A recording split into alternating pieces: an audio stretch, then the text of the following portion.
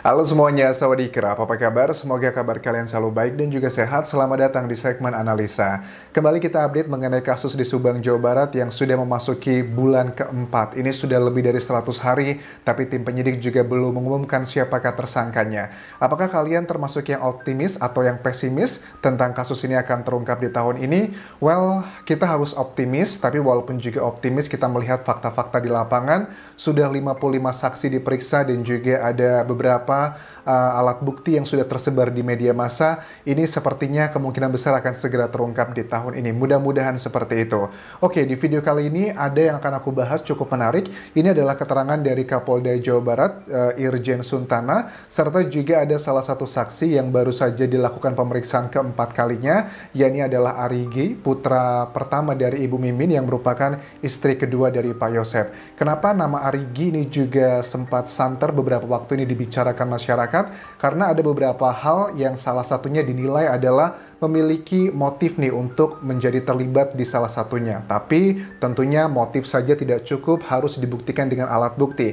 Apakah sudah ditemukan ada alat bukti yang mengarah ke Arigi atau tidak? Itu adalah bagian yang sedang diselidiki sekarang. Tapi sekali lagi ya, untuk membahas video ini, kita akan bahas lebih detail dulu apa yang sudah dikatakan oleh Irjen Suntana dan juga Arigi di sejumlah media massa. Oke, yang pertama kita coba simak dulu keterangan dari Arigi pada saat selesai dilakukan pemeriksaan lalu di Polres Subang mengenai pemeriksaan yang keempat. Saat itu Arigi bersama adiknya serta dua temannya beserta ibunya Ibu Mimin dilakukan pemeriksaan kembali. Apa yang dikatakan? Ini bagian pertama yang menurut aku cukup membuat perdebatan netizen ya. Ini aku ambil dari channelnya Mbak Suci. Di bagian ini bahwa Arigi mengatakan dia insya Allah yakin tidak terlibat. Nah, kata-kata ini aja sudah menimbulkan pro dan kontra. Tapi kita simak dulu apa yang dikatakan Arigi berikut ini.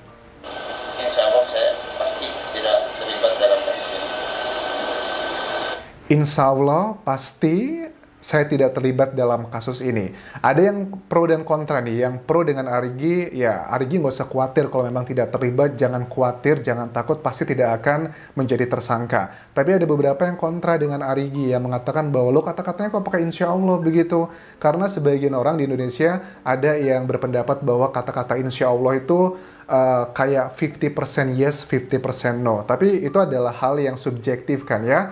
Tapi kalau menurut aku pribadi, apakah yang dikatakan Arigi ini ada makna di baliknya? Menurut aku sih fine-fine aja secara bahasa. Karena insya Allah itu kan artinya hanya Allah yang bisa membatalkan, yang menggagalkan gitu. Artinya hampir sebenarnya kalau dalam bahasa Arab ya insya Allah ke Indonesia itu hampir 100% lah. Hanya 1%-nya itu kehendak dari Allah. Tapi memang di faktanya di lapangan orang Indonesia kan kalau ngomong insya Allah tuh kayaknya 50-50 gitu. Tapi ada satu hal yang menarik yang akan aku coba interpretasikan dari sini. Sebenarnya dari bahasa yang dikatakan Arigi ini sebenarnya dia tuh merasa ada beban mental ya. Beban mental di sini pada saat Arigi ditanya apakah teman-teman sekitarnya, tetangganya itu memiliki kecurigaan terhadap dia mengatakan tidak ada kecurigaan tersebut, tapi memang lebih kepada netizen aja. Di sosial media memang merasa terganggu, tapi kalau dalam kehidupan sehari-harinya tidak terganggu. Tapi terlepas dari netizen, faktor eksternal tersebut, menurut aku juga Arigi diperiksa sampai ke-4 kali karena mungkin saja ada salah satu saksi dari ke-55 yang sudah diperiksa, mungkin saja ada beberapa saksi yang cenderung memberatkan Arigi. Misalnya ada klaim A, klaim B, klaim C gitu. Misalkan salah satunya begini, ada salah satu saksi seandainya bilang bahwa oh Arigi malam itu ada di lokasi kejadian, oh Arigi malam itu bertamu, misalkan seperti itu. Itu adalah mungkin saja klaim-klaim yang dilakukan oleh beberapa saksi, dan seperti kalian tahu bahwa tim penyidik tidak langsung percaya begitu aja kan ya. Kalau ada orang ngomong A, pasti tim penyidik akan melakukan klarifikasi apakah benar atau tidak.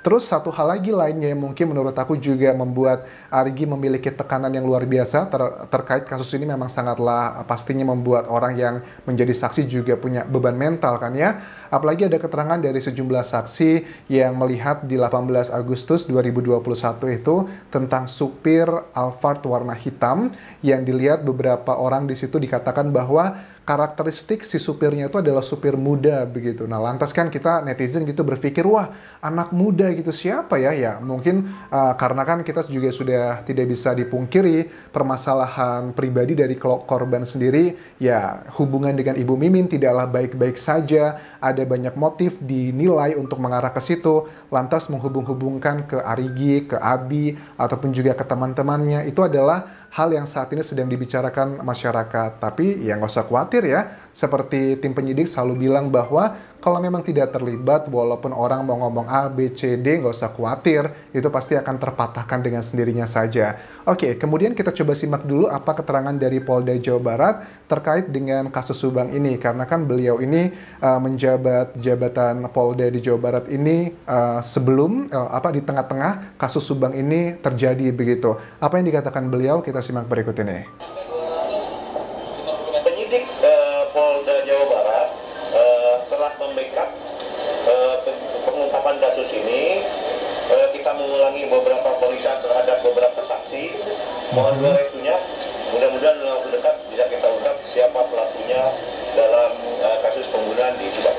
Oke, jadi kalau Kapolda Jawa Barat yang baru ini mengaku memang dilakukan pemeriksaan ulang beberapa kali untuk beberapa saksi. Ini menurut aku pemeriksaan ulang ini bukan lagi untuk mengetahui detail-detail lebih dalamnya, tapi mungkin sedang dilakukan cross-check aja ya. Karena kan 55 saksi telah diperiksa dan mungkin ada keterangan saksi A, B, C, dan D itu yang tidak match, ada yang miss di situ. Siapakah yang bohong ataukah ini hanya kesalahan berbicara, makanya ada dilakukan pemeriksaan ulang. Dan yang diperiksa ulang juga unik loh menurut aku, karena yang diperiksa ulang itu kemarin konteksnya dalam wawancara TV One ini adalah yang pertama Ibu Mimin, kemudian juga Arigi, kemudian Abi, serta kedua teman dari anak-anak Ibu Mimin sendiri. Nah ini juga kan menurut aku unik ya, karena apa? Karena mereka ini termasuk yang boleh dibilang tidak terlalu banyak disorot media massa untuk ditemukan tentang jejak-jejak dari tubuhnya. Tapi kita nggak tahu kalau jejak dari tubuhnya mungkin ada beberapa yang tidak dipublikasikan, kita juga nggak tahu itu. Tapi menurut aku unik karena yang diperiksa ulang justru malah mereka-mereka yang dalam hitungan diperiksa mungkin baru cuma 3 kali kan ya. Karena diperiksa kemarin itu adalah yang keempat kali. Ada apa ini? Apakah mereka mendapatkan keterangan yang cukup memberatkan dari saksi lainnya, makanya perlu dilakukan klarifikasi? Coba kita simak apa keterangan Arigi. Katanya ada beberapa hal yang memang ditanyakan. Apa sih yang ditanyakan pada saat dilakukan pemeriksaan yang keempat kemarin di Polres Subang? Ini yang Arigi katakan. Pertanyaan tambahan cuma 2, itu terkait Pak Yosef parkir motor Honda Scoopy yang warna merah itu kan di dalam rumah, terus kebiasaan Pak Yosef. Oke, pertanyaannya ada 2 tambahan. Pertama adalah tentang lokasi parkirnya Pak Yosef ya, dengan Scoopy yang warna merah, kemudian dengan kebiasaan dari Pak Yosef sendiri. Kenapa kok Arigi ditanyakan seperti ini? Ini menurut aku juga linear ya dengan Bu Mimin, karena Bu Mimin juga ditanyakan pada saat pemeriksaan yang sama, juga di hari yang sama, tentang di mana Pak Yosef parkir motornya. Nah, Arigi juga ditanyakan ini tentang parkir motornya di mana, match atau enggak. Simple sih, tapi kalau memang di situ ditemui ada kebohongan, pasti yang namanya kejujuran itu, kebenaran itu kan kayak angin ya, selalu aja walaupun ditutupi dari lubang manapun, pasti akan selalu bocor di situ. Itu alasannya sih, lebih di cross check. Kemudian juga tentang kebiasaan Pak Yosef. Kenapa? Karena bukankah Arigi ini pengakuannya pada saat di tanggal 18 Agustus, di tanggal 17 Agustus malam ya maksudku ya, Arigi kan tidak tinggal di rumah ya, tidak tidur di rumah, tapi kebiasaannya menurut dia memang tidurnya di konter handphone tempat dia bekerja. Tapi kok tim penyidik menanyakan Arigi tentang kebiasaan Pak Yosef, ini maksudnya kebiasaan apa ini? Kebiasaan pulangnya, kebiasaan makan, atau kebiasaan apa? Ini juga masih menjadi menarik. Terus kenapa dong Anjas, Arigi yang tidak sering ketemu, aku asumsikan tidak sering ketemu dengan Pak Yosef? Alasannya apa Anjas kamu asumsikan Arigi tidak sering ketemu dengan Pak Yosef? Karena dia mengatakan kan nih, salah satu kata-katanya adalah dia memang kebiasaan tidak pernah tinggal di rumah dan seringnya adalah tidur di konter handphone tempat dia bekerja. Emang saya setiap hari ya di tempat kerja, bagian tunggu toko, kebetulan sama saksi saya juga. Oke. Arigi mengatakan bahwa memang dia kebiasaan tiap hari memang selalu di tempat kerja dia, bahkan dia membawa saksi 2 orang untuk menguatkan bahwa memang malam itu dia di lokasi tempat dia kerja. Kemudian apa hubungannya dengan pertanyaan Pak Yosep tentang kebiasaannya? Nah, ini juga akan menjadi salah satu trik nih, karena kadang pertanyaan itu ada saat orang bertanya, itu terkadang ada beberapa tujuan. Pertanyaan tersebut, pertama adalah untuk memang benar-benar mencari tahu jawabannya, nggak tahu. Atau yang kedua adalah pertanyaan tersebut tujuannya adalah untuk meng-cross-check apakah ada kebohongan atau tidak. Misalnya gini, kebohongannya. Kalau seandainya begini, Arigi mengatakan bahwa, oh Pak Yosep biasanya kalau pulang ke rumah, itu jam 9 malam, setelah jam 9 Pak Yosep biasanya mandi dan sebagainya, dijelaskan secara runtut. Nah, kalau ini seandainya dilakukan oleh Arigi pada saat ditanya penyidik itu dijelaskan secara runtut, ini menurut aku ada hal yang aneh. Anehnya kenapa? Bukankah Arigi kebiasaannya di rumah itu sering tidurnya di lokasi tempat dia kerja, tapi kok bagaimana tahu dia mengetahui bagaimana kebiasaan dari Pak Yosep? Dan menurut aku pertanyaan dari tim penyidik ini bukan untuk mencari tahu jawabannya kebiasaan Pak Yosep seperti apa. Penyidik nggak mau tahu sebenarnya, tapi lebih ingin mencari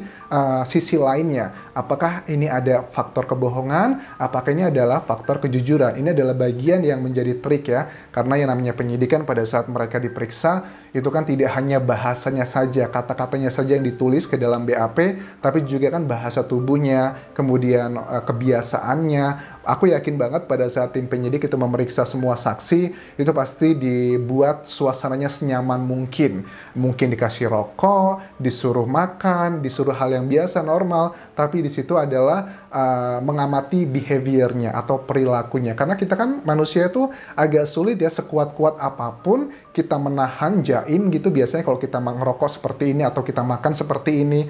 Tapi karena kita sudah lama di lokasi tersebut berjam-jam, kayaknya agak sulit buat menahan kebiasaan tersebut. Pasti akan muncullah kebiasaan, pattern-pattern yang biasa kita lakukan. Jadi apakah Arigi terlibat dalam kasus ini? Ini adalah hal yang sedang dibuktikan sekarang, karena memang tidak bisa dipungkiri sebagian netizen dan juga masyarakat itu berpikir apakah ada nih salah satu hubungannya penyebab motif kasus pembunuhan ini dengan keluarga dari pihaknya Ibu Mimin. Dengan keterangan yang kita ketahui, ada sejumlah saksi yang mengatakan bahwa Ibu Mimin beserta almarhumah Ibu Tuti sering terjadi keributan, cekcok, bahkan teror. Itu adalah pernyataan dari saksi-saksi yang sudah kita ketahui. Tapi tentunya tim penyidik tidak hanya rely pada satu keterangan saksi saja, tapi juga dilakukan integrasi, di cross-check dengan berbagai alat, dengan berbagai temuan yang memang sudah mereka lakukan sejak 3 bulan lalu, tepatnya di 18 Agustus 2021.